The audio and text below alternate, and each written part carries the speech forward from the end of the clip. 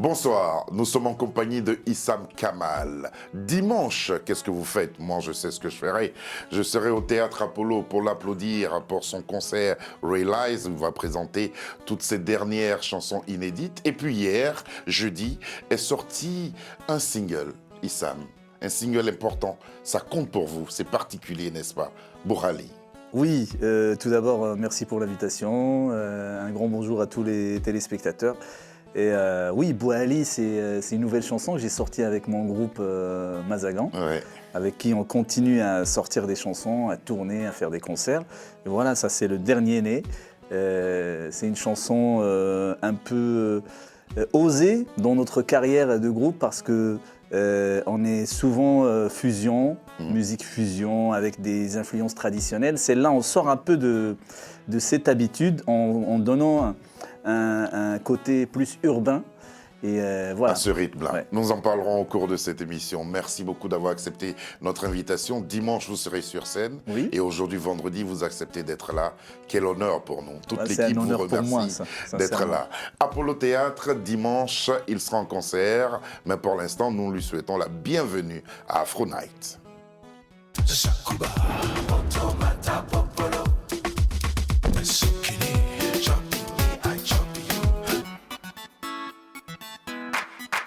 L'invitation en vaut la peine. Regardez.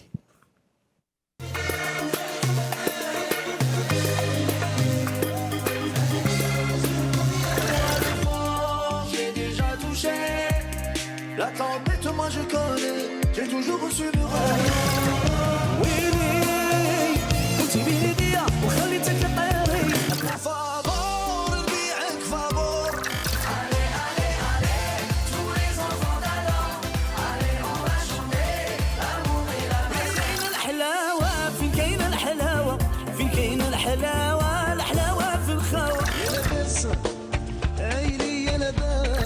مرتاح يا سلام الماضي ولا على بالي يلا نعيش الحياة يلا يلا Moi le fond j'ai déjà touché la tempête moi je connais j'ai toujours su me relever moi le fond j'ai déjà Moi, le fond, j'ai déjà touché la tempête, moi je connais. J'ai tout retenu là. Quel univers éclectique quand on regarde ce teaser. On se demande quel sera le répertoire de ce concert. Bah, ça sera tout ça et encore plus d'autres choses. C'est Des inédits. Comme vous l'avez dit, c'est éclectique. Ouais. Moi, j'adore voyager. Je suis un petit caméléon. Avec mon groupe, on essaie de voyager, de faire un voyage, de transporter les spectateurs dans la salle. Dans un voyage musical, on traverse un peu l'Afrique, le Maghreb, la chanson française, et tout ça en faisant des surprises, des changements de rythme, tout le temps. C'est mon kiff en fait de faire ça sur scène. Super kiff en tout cas. Ouais. Alors, je sais que vous avez l'habitude des concerts, mais à un jour d'intervalle de ce concert, comment vous vous sentez? Bah, comme d'habitude, je suis stressé, j'ai le trac. Pour de vrai? Oui, ça fait 15 ans que je fais de la scène, mais c'est toujours la même sensation. Toujours le même stress, toujours le Malgré même les trac. festivals, Malgré tout ça, et c'est toujours, c'est comme un premier date avec son amoureuse à chaque fois. Il n'y a pas de petits concerts avec vous. Ah non, que ce soit un concert en plein air devant 30 000 personnes ou dans un... Mais là, ça va être beaucoup plus intimiste. Hein. C'est l'Apollo Théâtre, 300... Oui, ça sera Ouais. 300 personnes, À mais, peu près. mais franchement, c'est une date qui compte pour moi énormément, parce que justement, c'est dans l'intimité qu'on lit, il y a un côté chaleureux Ouais. qu'on ne peut pas trouver dans Et là, les grosses l'artiste scènes. prend beaucoup plus de risques hein, en étant dans cette configuration-là. Exactement, Ouais. exactement. Enfin, j'ai l'impression de jouer pour la famille, pour Oui. les amis, donc voilà, ça sera vraiment une ambiance familiale. Et j'espère que ça va bien se passer. Ça va bien se passer. Moi, j'ai aucun doute là-dessus. 2011, le festival le Grand Ramadan, c'était à l'Institut du monde arabe. Et en 2014, vous avez joué à l'Institut du monde arabe. Que gardez-vous de ces deux concerts parisiens? Bah, à Paris, on est à la maison, quoi. Même le premier concert que j'ai donné à Paris, déjà la communauté maghrébine africaine, la diaspora est très très très présente. On ne se sent pas du tout dépaysé. Mais en même temps, le public parisien, français, il est très ouvert, il est réactif, il est festif, il veut de la joie, Et nous, les Africains, on donne ça, donc ça se passe très très bien. Et c'est le feu, quoi. C'est la fête. Confiez-moi quelque chose. Est-ce que lorsque vous êtes en studio, par exemple, pour enregistrer un titre, est-ce que vous pensez déjà à la scène ? Bien évidemment, tout ça, je le fais pour monter sur scène. Enfin, mon kiff ultime, c'est la scène. Et du coup, oui, je pense à qu'est-ce que le public va chanter avec moi sur cette chanson. Donc, il faut créer des passages spécialement pour avoir de l'interactivité. Il faut créer des passages où c'est rythmé pour faire danser les gens. Donc oui, bien sûr, on pense à tout ça et on essaie de prévoir tout ça. Ça ne marche pas à tous les coups, mais ça marche quand même. Ça marche, et avec vous, ça marche super bien. Qu'avez-vous ressenti en octobre dernier lorsque vous avez participé à la 3e édition du festival Oui Casablanca? Vous qui êtes en train de chercher à ouvrir une autre étape de votre carrière, à chanter des chansons en français, retourner au Maroc, faire ce festival, qu'est-ce que vous avez ressenti? Beaucoup d'émotions. Beaucoup d'émotions, Serge. Pourquoi ? Parce qu'on sortait d'une période difficile. Voilà, je parle, j'ai la chair de poule. On sortait d'une période vraiment difficile. Et puis je constate. Parce que c'était dur pour le public, mais surtout pour nous, les artistes, d'être coupés comme ça, de ne plus rencontrer notre public et tout. Oui, Casablanca, c'était le premier grand concert pour retourner sur scène devant un public marocain, mais surtout c'était un des premiers concerts avec Mazagan, avec mon groupe Mazagan, après une rupture de 8 ans. De 8 ans. Oui, donc c'était vraiment beaucoup d'émotions. Quand on voit cette photo-là, et puis le violoniste, quel grand showman il fait, surtout en votre compagnie. Et si on regardait tout ça? Allez, on regarde la vidéo. Oui, Casablanca. 1, 2, 3, 4. Hey, tout le monde, Hey, hey, hey, hey. Tout le monde. Couchez la main. Tout le monde.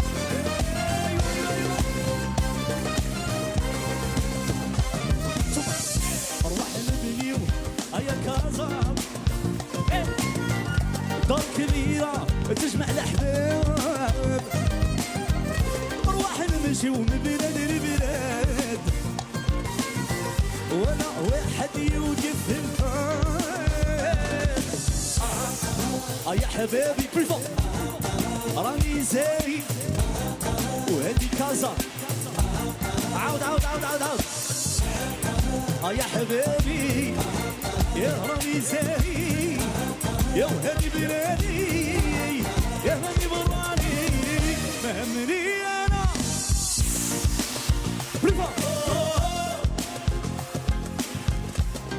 يا سلام سهيل باهي في وسط الناس مع فلان ديما لاباس فهمني انا كلام الناس مع حبايبي والله لاباس سهيل باهي في وسط الناس مع حبايب كلشي رقص معايا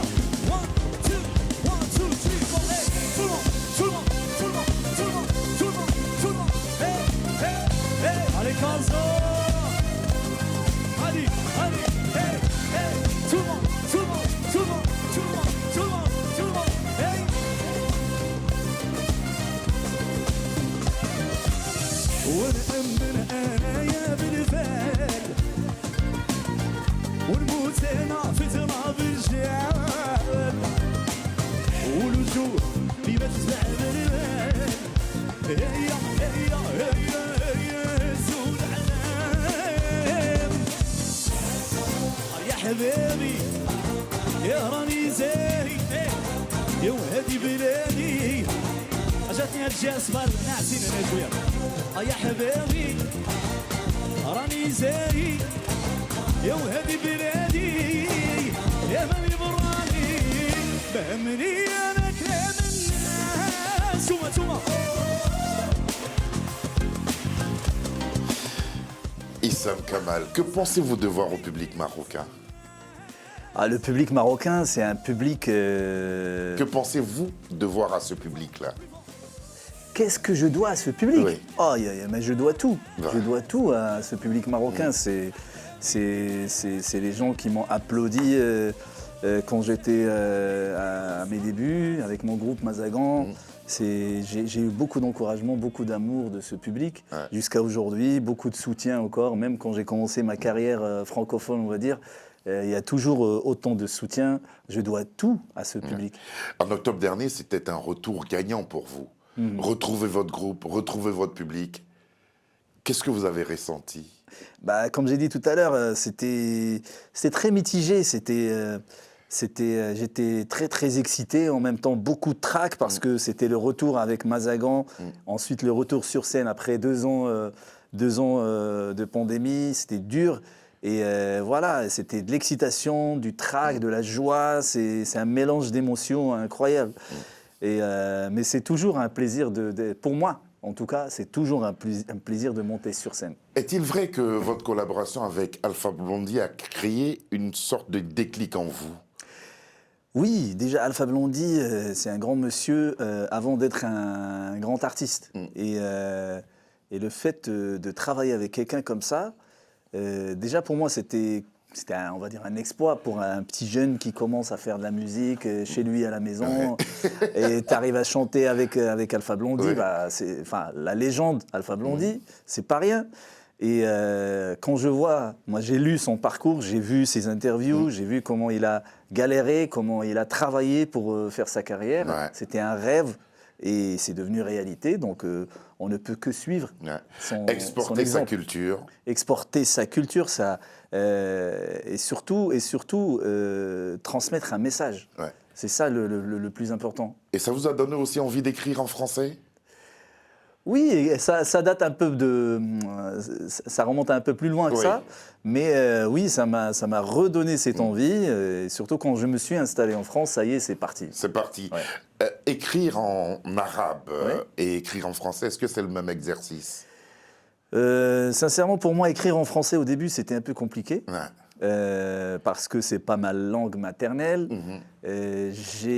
J'ai fait l'exercice d'écrire des chansons en arabe pendant 10 ans minimum, donc j'avais l'habitude plus avec cette langue. D'écrire en arabe qu'en français. Donc le fait de switcher, et le problème c'est que j'ai essayé d'inventer quelque chose de nouveau, d'écrire différemment, c'était ça le challenge. C'était ça le problème en fait, parce que je devais juste continuer à être moi-même et à écrire ce que je pense, ce que je ressens, mais en français. Et je pense que ça a marché. En tout cas, les titres qui arrivent vont le démontrer. Le fond, qu'est-ce qui l'a inspiré? Le fond, ça on l'a écrit avec un ami à moi qui s'appelle Luca Benici, qui travaille avec des artistes confirmés sur la scène française, comme Claudio Capeo, par exemple. Bah, on a écrit cette chanson ensemble, c'était son idée. Mais après, c'est vrai qu'une grande partie de cette chanson, moi, je l'ai vécue. Donc on a écrit ensemble. Ma partie à moi que j'ai écrit, c'est du vécu, mais que j'ai essayé d'adapter. C'est qu'on retrouve dans le refrain? Oui, le refrain, aussi dans les couplets aussi. On a du mal à croire que c'est votre parcours. Hein. Ah bah si, on touche tous le... Vous qui avez été récompensé par le roi, qui avez fait toutes les scènes, qui avez fait plus de 400 concerts à travers le monde. Ça n'a rien à voir avec ma vie professionnelle musicale, c'est surtout personnel, amoureuse et tout. Quand on a, et je pense que vous ne serez pas en désaccord avec moi, Serge, quand on a du succès professionnellement, c'est quelque part, ne serait-ce qu'en partie, au détriment de sa vie personnelle. Ça, c'est vrai. Et voilà, donc c'était le cas pour moi pendant des années. Et voilà, j'ai touché le fond et on a écrit cette chanson après. Vous avez écrit la chanson. On va l'entendre maintenant. Chanson écrite à l'issue d'exercices difficiles. Et aujourd'hui, c'est le premier extrait d'un album qui se veut purement français. Un album qui est prévu pour quand d'ailleurs? Pour l'été. Mais on va sortir des extraits bien avant. Bien avant. Le fond, écoutez bien les paroles. Et puis, entendez aussi la musique. On entendra cette chanson sur la scène de l'Apollo Théâtre dimanche 5 février prochain. Voici venu le fond.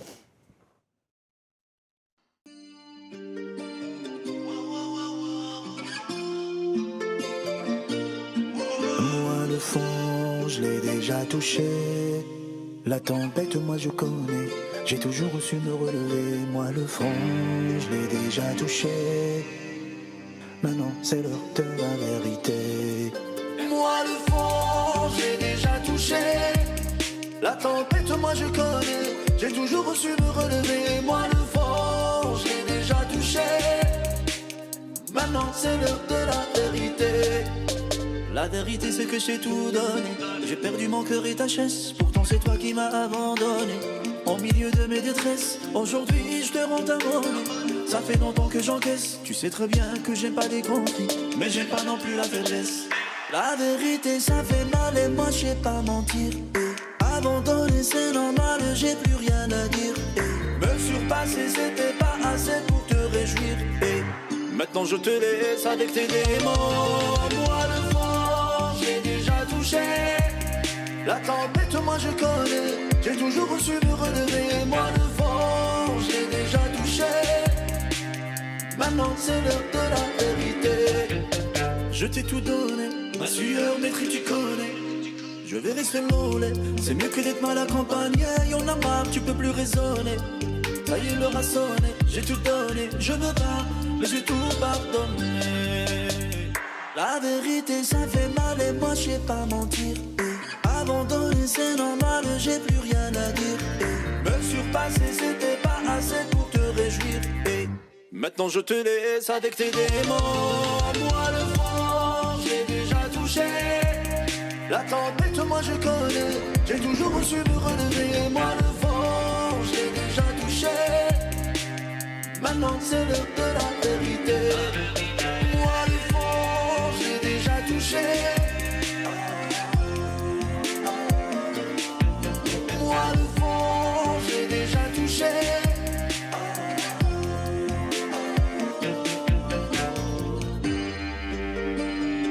Moi j'ai tout donné. Pourquoi avoir voulu ce premier extrait qui est assez personnel et très profond? Pourquoi ce choix-là pour présenter cette nouvelle étape de votre carrière? C'était le choix de l'équipe. Enfin, l'équipe avec qui je travaille m'a conseillé de sortir ce titre-là parce qu'on était en plein hiver et voilà. C'est un titre assez mélancolique. On s'est dit on va le sortir en hiver. Et il y a les chagrins d'amour d'été, donc ça va avec l'hiver. Un travail scientifique. Voilà, et après on va commencer. C'est le titre, enfin, juste pour info, c'est le titre le plus triste, le plus mélancolique de l'album. Donc promis, chers téléspectateurs, la suite sera plus joyeuse. Non, ouais, c'est vrai qu'elle est... Mais cette chanson, elle parle à beaucoup de personnes aussi qui ont connu un peu ce que vous avez connu et ce que vous décrivez à travers cette chanson-là. Comment vous avez apprécié l'accueil du public pour ce titre-là? Est-ce que ça a été la même chose? Alors franchement, moi, personnellement, comment je l'ai vécu avec beaucoup de... J'avais peur. J'avais peur de la réaction de mon public déjà acquis, qui me connaît en tant que chanteur marocain, qui chante en arabe. Donc le fait de switcher dans une autre langue, même si j'avais fait un titre 50-50 avant, mais le fait de switcher comme ça, je m'attendais à des réactions un peu difficiles, mais non. Mais non, finalement, non. C'était bien accueilli. Vous porte toujours. C'était bien accueilli et voilà, je suis content. Je suis vraiment content. Albums avec Mazagan, un album solo, plusieurs singles, de nombreuses collaborations avec un répertoire que vous présenterez sur scène. Justement, quel est le répertoire que vous allez présenter sur scène Alors, le 5 mélange, février? Ça sera vraiment un grand mélange de beaucoup de choses. Alors, ça sera des chansons que j'ai faites avec mon groupe Mazagan, avec qui j'ai débuté ma carrière. Ensuite, ça sera des hits qui ont bien marché en solo, quand j'ai commencé ma carrière solo. Et il y aura des extraits, il y aura le fond, il y aura des extraits du prochain album français. Il y aura aussi des petites reprises du répertoire maghrébin. Si je me replonge dans votre discographie, ça va faire un concert de 2 heures, ça. On a prévu ça, mais on verra en fonction.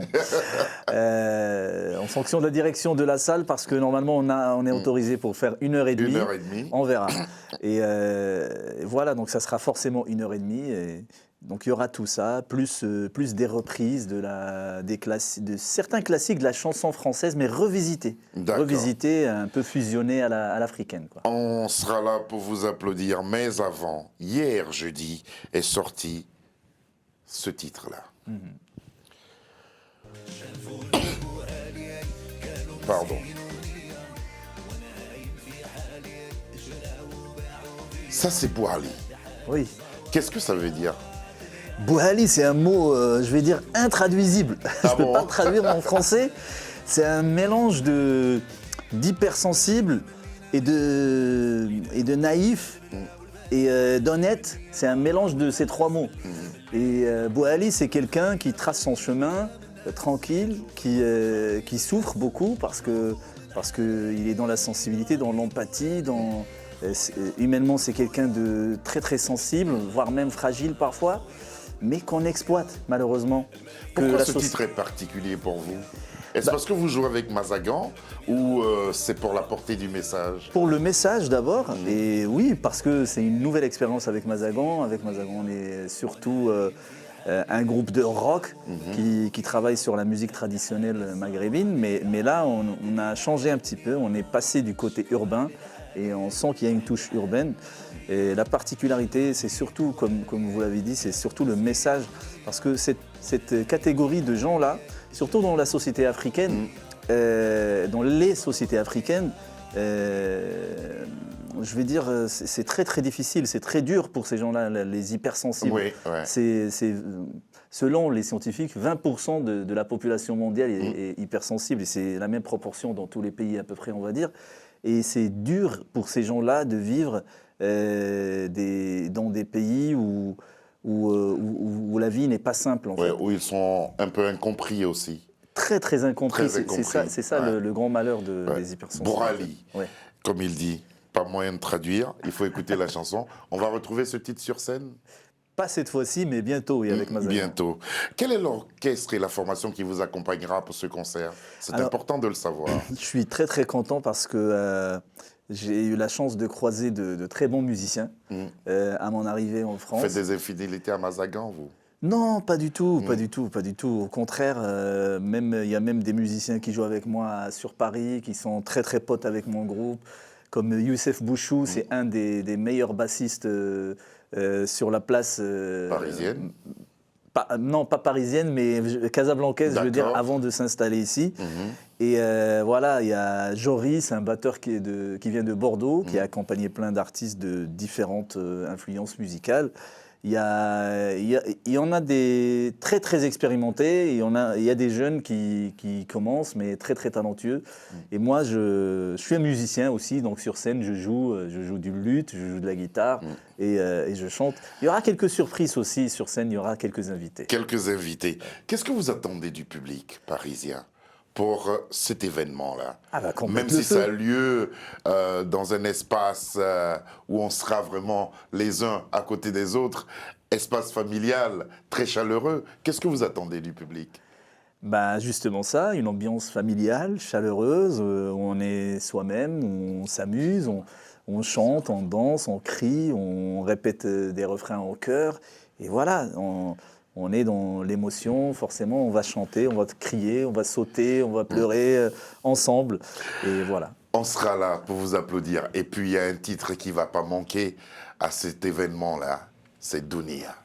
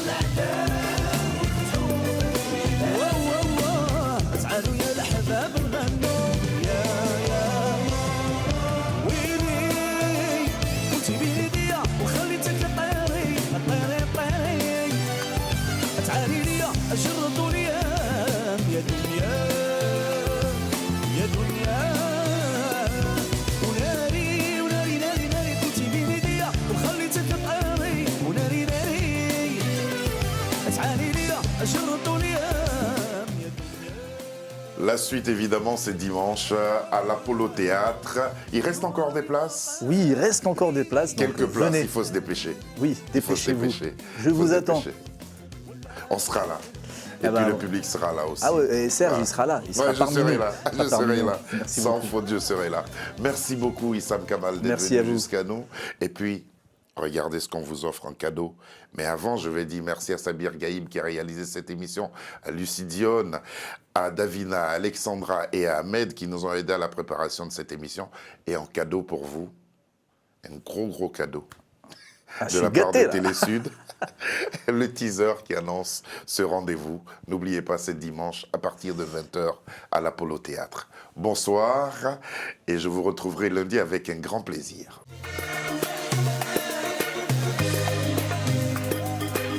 يلا نعيش الحياة يلا يلا ما همني انا كلام الناس مرحبا بيدي بلا باس ويلي قلتي بيني ديا وخليتي Moi le fond, j'ai déjà touché la tempête, moi je connais. J'ai toujours su me relever. Moi le vent, j'ai déjà touché. Maintenant c'est l'heure de la vérité. Moi le fond, j'ai déjà touché. La tempête, moi je connais. J'ai toujours su me relever. Moi le vent, j'ai déjà touché. Maintenant c'est l'heure de la vérité.